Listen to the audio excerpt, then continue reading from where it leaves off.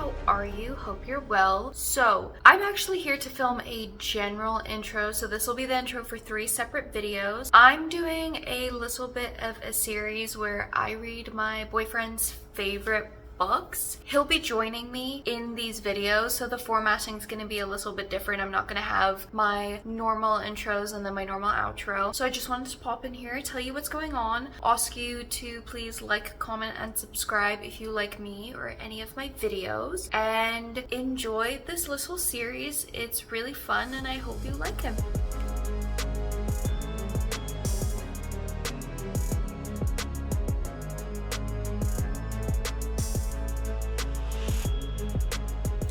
Hi! So, I guess I don't even really need to do an intro since it was spoiled in the previous section, but the next book that I will be reading is Jurassic Park. This one really, like anyone who knows my boyfriend wouldn't be surprised that this is one of his favorite books. It's a great movie. We watched it several years ago at this point. Not several, a few.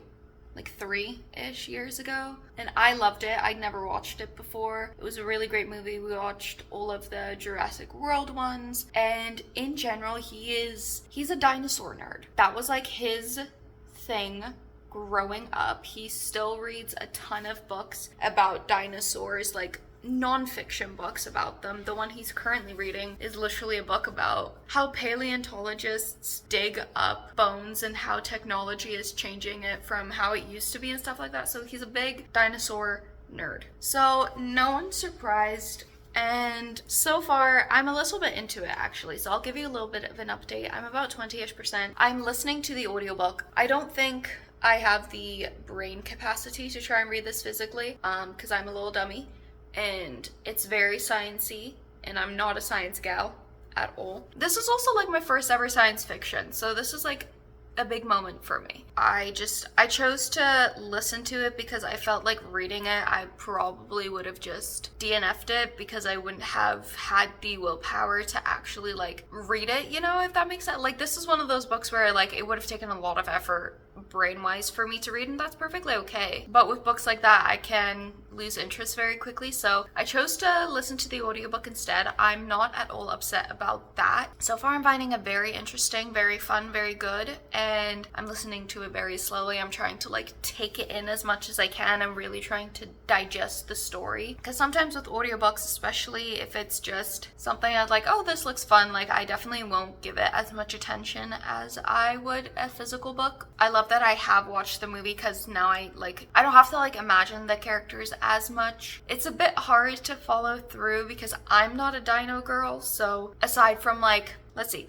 Velociraptor, Diplodocus, Tyrannosaurus, Carnotaurus, I think they're called, Triceratops, if I didn't say Velociraptor, Mosasaurus. Those are the only ones that I know by name. I might be missing like 1 or 2 more, but those are the only dinosaurs that I know by name. Like if you say their name, I can like imagine what they look like. All the rest of them. So it's a bit of a problem because it's a book about dinosaurs and they talk about dinosaurs, and half of them I'm like, and I can't Google them because I don't know how to spell those names. So that's an issue a little bit, but you know, I knew that going into it, like no one's surprised. But overall, it's pretty interesting, very sciencey. Definitely a slow start, but it's like an 800-page book. I'm just being patient with it. I'm very excited to read it though. This book for me personally is like it's a big deal. So I'm very excited. I've been wanting to read this for like a year now. I know he really wants me to read it, and I'm very excited to check back in with him and tell you guys what to think about it. So.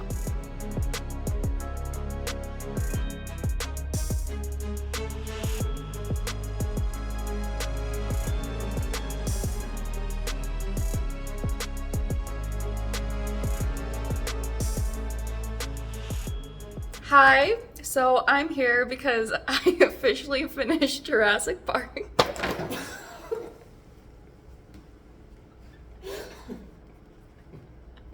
That's staying in. Jurassic Park, which is my boyfriend's favorite book. So why did you want me to read it? It's Jurassic Park. Well, other than the fact that it's Jurassic Park. The movie is a 10 out of 10, and the book is like an 11 out of 10, so I thought that was a good enough reason. So this is a 6-star read for you? 5.5. Okay. So 11 out of 10. 6-star basically means it breaks the scale. Like, it deserves more than a 5. That's what we call it. No, I give it a 5.5. You're so difficult. This was a 5.5-star read for you because it's Jurassic Park. It's not really helpful. It's because it is thrilling. Michael Crichton writes books extremely well. He really writes in a way that makes you feel like you're there or are the character sometimes and you're scared. Yeah. Like, either you are the character or you're in the room with the characters and you are terrified right with them. Because it's different watching a movie because, like, I don't know, it's just all happening on screen and the idea is that you are a fly on the wall in a movie, but this, you're reading it, you're taking in the world, and you have those moments of reflection to pause and think about what just happened and put yourself in their shoes, and it really just makes you frightened in the best way possible. Yeah, this was one of those books where it's like, as you know, like, I listen to it when I'm, like, getting ready for my day mostly. And I don't know, there's something washing your face and having soap in your eyes, listening to, like, velociraptors sneaking around. That's very unsettling. Mm-hmm. I wouldn't read it like that again. I think I would read it, like, by a pool very far away from any dark, scary places. Yeah. Before, I always thought dinosaurs were really cool, really interesting. I've always, like, done research on dinosaurs for, like, my whole life. It's just been, like, a little hobby of mine. Not so much recently. Well, I guess, yes, recently, because I just read a whole book on it. Not Jurassic Park, a whole different They know. actual... I've briefed them that you love dinosaurs and that you read, like, non-fiction books about them all the time. Oh, okay. Yeah. And so I've always thought they're very cool and interesting, and this is the first time where I read this book and I was like, oh, they are absolutely terrifying, and I'm scared right now. Obviously, I didn't tell you my rating yet. Do you want to guess? 8.5. Are you kidding me? We just went over this. They don't know that. Book girlies use a 5-star scale. Oh, that. Yes. 4.25. 5 stars. But yeah, I gave it 5 stars. I thought it was really good. Gave it 5 stars. No, you gave it 5.5. I did give it 5.5 in the beginning of this video.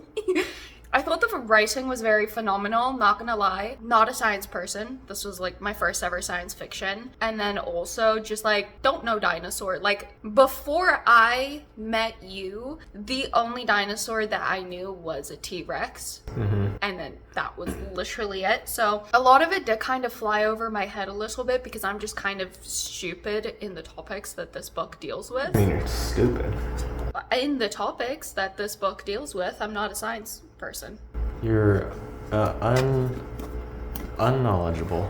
Synonym of stupid. No. Okay. Stupid is hard. So I thought it was really good. The writing was really well done. It was, like, genuinely scary, which, like, for me, the only horror books that I've really read that scare me are ghosts because, like, I can hear a click and think it's the ghost coming at me. So, like, the fact that I actually got scared to me was, like, kind of shocking because I knew the Nedry scene because you'd read it to me when you first read it. I knew that would freak me out, especially since it's, like, in my ears. And yeah, I felt nauseous reading that, but, like, post that scene, I felt just very uncomfortable, but in, like, a good way. Yeah.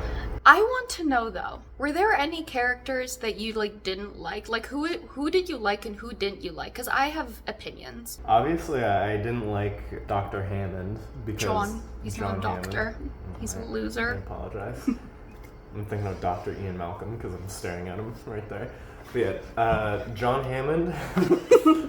I didn't like him because he's a sociopath in the book as compared to the movie. Yeah. In the movie, he was just like this cute old man that just really wanted a fun park for his grandkids. And in the book, he was like one of the worst people alive. Well, in the movie, he still had slight sociopathic tendencies, but he wasn't like full on like he is in the book. In the book, he does not care about anyone living or dying in front of him. Mm-mm. Did not matter.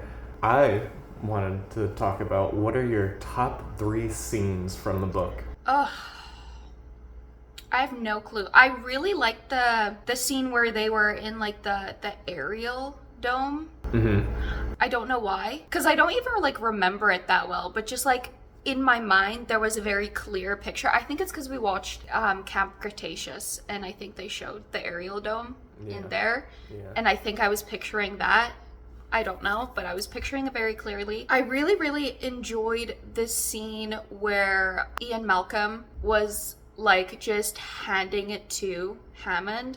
There were two that I can like specifically recall where he's just kind of like, no, your park's gonna fail, and he's like, so you're guessing, and he's like, no, it's math, and he's like, proven. He's just like, I just told you. And like I really like those scenes because I just like how cocky he is, and the fact that literally everything he predicted came true. And then I really, really liked the Alan Grant velociraptor scene in the nursery with the eggs. Yeah. I really, really like that one. Like I could like imagine that one very clearly in my head too, with like the actors and everything, and it was creepy. I am so surprised you did not bring up the T-Rex Jeep scene. I mean, it was fine, but like it it was a good scene, but like I saw it in the movie, you know, I'm like thinking about new stuff that I haven't seen. That's fair. I'm just thinking overall. I thought that scene, that was the first time I've read a book and my heart started racing. He writes that scene so well that you see every movement that's going on and how terrified everyone is. They're split up in the cars, like, because the T-Rex is going after the kids, and it's not like this is some guy mugging them in the Jeep so Alan Grant can get out and like protect them. It's a fucking T-Rex. So him and Ian Malcolm are in the other Jeep, and they're just staring in absolute horror because they can't do anything. They're just hoping these kids don't get eaten alive in front of them. Terrifying. I loved the part where Malcolm knew, he was like, if I get out, that T-Rex is probably gonna eat me, but still got out anyway and like tried to get there, and then he just got like sideswiped by a claw, which I think that happened in the movie too, or something-esque. I know like something was with his thigh in the movie, but I really like that show of heroism of like, because I don't know, I really like people as smart as him, especially in this book, tend to be the villains. So I really like that he wasn't a villain and he was just like a smart mouth saying I told you so, but still like trying to fix the problems he's telling people are gonna happen, like, if that makes sense. So I really like that part. Yeah. My other 2 top scenes are, I mean, I really like the kitchen scene, but not the movie did it better. I was just about to say that the movie did it better. Not that the kitchen scene in the book is bad, it's just the kitchen scene in the movie is so well done. Yeah. In the movie, I think the kitchen scene is one of my favorites. Yeah. I also like the beginning, not the very beginning, I don't think, but it's when John Hammond comes out to wherever they are in like the Badlands, and he introduces himself and he talks to Alan Grant and Lizzie. Alan Grant? Lizzie Grant? No, it's Ellie. Ellie. It's Ellie something. Ellie. I'm really bad at remembering her name for some reason. Lizzie Grant, I think you're thinking of Lana Del Rey. I was just about to say that. That's Lana Del Rey's old name, Lizzie Grant. Glad to know who's on your mind. Yeah. But yeah, well, Ellie. No, it's not Golding. Golden? Ellie Goulding. Okay, her name is definitely Ellie. I know that. But yeah, where he introduces himself, because it introduces like a lot of details that weren't in the movie, and in general I just really like paleontology dig sites. I just think they're a really cool place. I've always wanted to be on one, so just seeing it described in detail was really cool. Those are my top 3 scenes. I didn't expect that last one. Yeah, I feel like there's another one that I'm forgetting. I just haven't read it in a long time. To be fair, this book is like 500 pages, so there's no, like, you can reread this and probably not remember anything, honestly. Oh, that's another thing I want to talk about. At the end of the book, it's like the last like 50 or 60 pages or whatever, where... Spoiler free, just remember. If you don't want to spoiler, skip a minute ahead. At the end of the book, where there's like this whole like, oh, there's a raptor colony that we forgot, and they're like they're in caves and stuff, and we gotta go out and kill them. And it's like, dude, the boat is here. Just get on the boat. I don't care about this. Just it's all been resolved. Why are you introducing this weird like last 5% of the book new problem? I get it kind of sets up for the second book or whatever, where it's like there's still something on the island. I don't know. I don't really remember it. I just know I didn't like it. I do have to say, and I'll say this in a spoiler-free way. Welcome back to the spoiler-free portion of the video. What book are we talking about again? Jurassic Park. You need to stop. But yeah, the ending was very like ominous and open-ended, which I didn't know how I felt about at first. I had to think about it for a little bit. Like you, I didn't like how open-ended it kind of was, and it was like, why did you have to do like that specific thing that you did, you know? But at the end of the day, first and foremost, knowing there's a sequel, and then second of all, knowing that this is supposed to be like very realistic, you know? Like, this is a fictional book, but this is also supposed to kind of be like, what would happen if dinosaurs were to be remade? You know what I mean? So after like thinking about it for like maybe 10-20ish minutes, I kind of like the open-endedness of the ending, because at the end of the day, first and foremost, it is realistic to what would happen in real life. And then also, I really liked it because Ian Malcolm foreshadowed it, where he was like, in one of his talks to Hammond, he's like, this is bigger than you. This isn't a zoo. With zoo animals, we know them. We don't know these creatures. So like at the end, it was kind of just like one lost I told you so from Ian Malcolm. Yeah. Which made me like it a lot more. I get why it annoys you, because it annoys me for that reason too, but I think it was a good ending, especially for what the book was going for. It's like, of course. Yeah. I completely forgot about the Nedry scene. We already talked about the Nedry scene. I talked about it. Really? I said it was creepy. Yeah, that's all we said. It was absolutely terrifying. I reread that last paragraph of that chapter like 10 times. Not 10, but it was still like, I don't know. It's like you could almost like imagine yourself. And it was like this morbid. Okay, this is spoiler free. Spoiler free, it's in the movie. Some people might not have watched it. I'm sorry. Another thing I really like about Michael Crichton is at the beginning of the book, and this happens in a lot of his books too, there are almost these prologues where he's setting up the world for you, like the state of the world, because it's always science fiction and something is like very dangerous, whether it's like a swarm of like nanoparticles or some like I don't know. But he always sets up the state of the world, not through the main characters of the book, but from like isolated incidents on the other side of the world. Like the first chapter, the InGen incident, where like a girl on the beach in wherever gets bit. I think it was Costa Rica. Yeah, she gets bit by like a little Deinonychus, or I don't know what the hell it was. It might have been a compy. Maybe. No, it was a Deinonychus. I remember hearing that and thinking, what the hell is that? Anyways, I think it's really cool how he does that. He just sets up the state of the world. Also, I want to promise to our fans out there that either part 3 of this video or the third installment of... It's one video, so it'll just be the next section. Yeah, the next section is going to be a lot more organized, because I realized we're hopping around all over the place, and because it's a book I recently read and I remember a lot more of that, Dragon Teeth, also by Michael Crichton, we're going to be kind of going from beginning to end of the book in order so that it's not like this. I'm so happy to be featured on your YouTube channel. Well, you're welcome. I know it meant a lot to you. Yeah. You're about Michael Crichton. Okay. Fuck you, dude.